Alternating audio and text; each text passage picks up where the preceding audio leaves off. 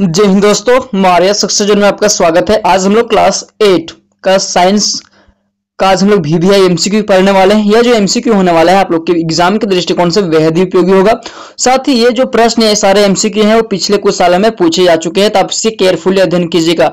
आपका इसमें एक भी प्रश्न यदि मिस्टेक हुआ तो समझिए कि आपका जो एग्जाम में नंबर जो है वो आने की संभावना लगभग ना के बराबर होगा, या फिर जो नहीं पढ़ेंगे उनको लिए। तो क्वेश्चन नंबर 1 क्या बात कर रहा है कि मलेरिया परजीवी का वाहक है। तो मलेरिया परजीवी का वाहक कौन है? तो आपका राइट आंसर हो जाएगा ऑप्शन नंबर बी, मादा एनाफिलीज मच्छर जो है वो मलेरिया परजीवी का वाहक है। वहीं क्वेश्चन नंबर 2 की बात करते हैं कि मलेरिया रोग का कारक है। तो मलेरिया रोग का कारक कौन है? तो आपका राइट आंसर हो जाएगा A, protozoa. Option number A, protozoa malaria रोग का कारक है। क्वेश्चन नंबर 3 की बात करते हैं कि निम्न में से कौन जीवाणु जनित रोग है? कौन जो है वो जीवाणु जनित रोग है? तो आपका जो राइट आंसर हो जाएगा वो क्षय रोग जो है वो जीवाणु जनित रोग है। क्वेश्चन नंबर 4 की बात करते हैं किस पौधे के पत्तों के रस का उपयोग मलेरिया और डेंगू के उपचार में किया जाता है? तो आपका राइट आंसर हो जाएगा गिलोय के पत्ते। ऑप्शन नंबर ए आपका राइट आंसर हो जाएगा। क्वेश्चन नंबर 5, यह जो प्रश्न है वो पिछले कुछ सालों में पूछा जा चुका है, तब से केयरफुली हो सके तो इसे नोट डाउन कर लीजिएगा। इसमें इसका रेड अलर्ट है, दूध को दही में परिवर्तन करने वाला सूक्ष्मजीव है। जी हाँ, दूध को दही में परिवर्तन करने वाला सूक्ष्मजीव कौन है? तो आपका राइट आंसर हो जाएगा लैक्टोबैसिलस।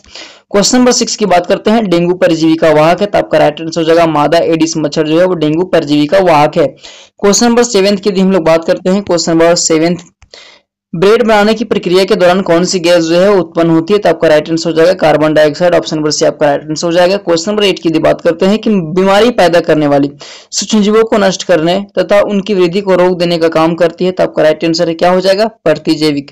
इसका राइट आंसर क्या हो जाएगा? प्रतिजैविक जो है वो क्या करता है? बीमारी पैदा करने वाले सूक्ष्मजीवों को नष्ट करता है तथा इसकी वृद्धि को भी रोक देता है। क्वेश्चन नंबर 9 की बात करते हैं कि संचरणीय, जी हाँ, संचरणीय रोगों का सबसे प्रमुख कारक है। तो आपका राइट आंसर हो जाएगा घरेलू मक्खी जो है वो संचरणीय रोगों का सबसे प्रमुख कारण है। क्वेश्चन नंबर 10 की बात करते हैं कि अंडाणु तथा शुक्राणु के संलयन को क्या कहते हैं? तो अंडाणु तथा शुक्राणु के संलयन को क्या कहते हैं? निषेचन कहते हैं। निषेचन के नाम से जाना जाता है। ऑप्शन नंबर बी आपका राइट आंसर हो जाएगा। क्वेश्चन नंबर 11 की बात क्या कर रहा है? आंतरिक निषेचन कहाँ होता है? जी हाँ, आंतरिक निषेचन कहाँ होता है? तो आपका राइट आंसर हो जाएगा मादा शरीर के अंदर, अर्थात मादा के शरीर में होता है आंतरिक निषेचन। क्वेश्चन नंबर 12 की बात करते हैं। क्वेश्चन नंबर 12, हाइड्रा में अलैंगिक जनन क्या कहलाता है? तो हाइड्रा में अलैंगिक जनन जो है वो क्या कहलाता है? मुकुलन कहलाता है। ऑप्शन नंबर बी आपका राइट आंसर हो जाएगा।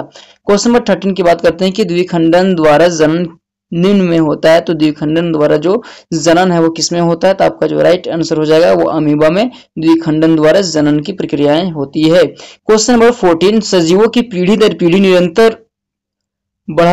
निरंतर के लिए, मतलब कि निरंतरता के लिए, सजीवों को पीढ़ी दर पीढ़ी आगे बढ़ाने के लिए या निरंतरता के लिए कौन सा कारक आवश्यक है? तो आपका राइट आंसर हो जाएगा जनन, क्योंकि जनन नहीं होगा तो ऐसा काल आएगा, कि ऐसा पीरियड आएगा जिसमें ये जो पृथ्वी है वो जीव विहीन हो जाएगी। लेकिन इसको संतुलित बनाने का कार्य जनन के माध्यम से ही होता है। क्वेश्चन नंबर 15 की बात करते हैं। एक टेडपोल जो प्रक्रम द्वारा वयस्क होता है वह है, यहाँ पे टाइपिंग थोड़ा मिस्टेक है, इस पर ध्यान नहीं दीजिएगा। एक टेडपोल जो वयस्क प्रक्रम द्वारा वयस्क होता है, तो आपका जो राइट आंसर हो जाएगा वो हो जाएगा कायांतरण। आपका राइट आंसर क्या हो जाएगा? कायांतरण, क्योंकि एक जो टेडपोल है वो किस प्रक्रम द्वारा वयस्क होता है, तो आपका जो राइट आंसर हो जाएगा वो कायांतरण हो जाएगा।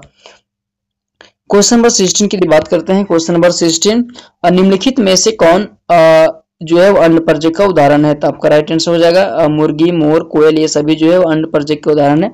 अन्नपर्जक बेसिकली वे जीव होते हैं जिसका निर्माण अंडों के द्वारा होता है। क्वेश्चन नंबर 17 की बात करते हैं। ऊर्जा घर किसे कहा जाता है? जी हाँ, ऊर्जा घर किसे कहा जाता है? तो कोशिका में ऊर्जा घर किसे कहा जाता है? तो आपका राइट आंसर हो जाएगा माइटोकॉन्ड्रिया। क्वेश्चन नंबर 18 की बात करते हैं हम लोग की जनन कितने प्रकार की होती है? जी हाँ, जनन तो मुख्यतः 2 प्रकार की होती है, एक लैंगिक जनन होता है, दूसरा अलैंगिक जनन होता है। आपका ऑप्शन नंबर बी आपका राइट आंसर हो जाएगा। प्रश्न नंबर 19 की बात करते हैं कि नर और मादा युग्मक मिलकर क्या बनाते हैं? तो नर और मादा युग्मक मिलकर क्या बनाते हैं? आपका राइट आंसर है अंडपर्जक, युग्मनज, दोनों या कोई नहीं। इसका राइट आंसर हो जाएगा युग्मनज। इसका राइट आंसर क्या हो जाएगा? युग्मनज बनाते हैं। नर और मादा के युग्मक मिलकर युग्मनज का निर्माण करते हैं। यही युग्मनज आगे चलकर भ्रूण का निर्माण करता है, भ्रूण से शिशु का निर्माण होता है। क्वेश्चन नंबर 20 की बात करते हैं कि अमीबा में किस विधि द्वारा जनन होता है? तो अमीबा में, जी हाँ, अमीबा में द्विखंडन विधि द्वारा जनन होता है। आई होप दोस्तों आप लोग का वीडियो काफी हेल्पफुल लगा हो। तब तक के लिए जय हिंद, मिलते हैं इसी प्रकार के नेक्स्ट दूसरे वीडियो में।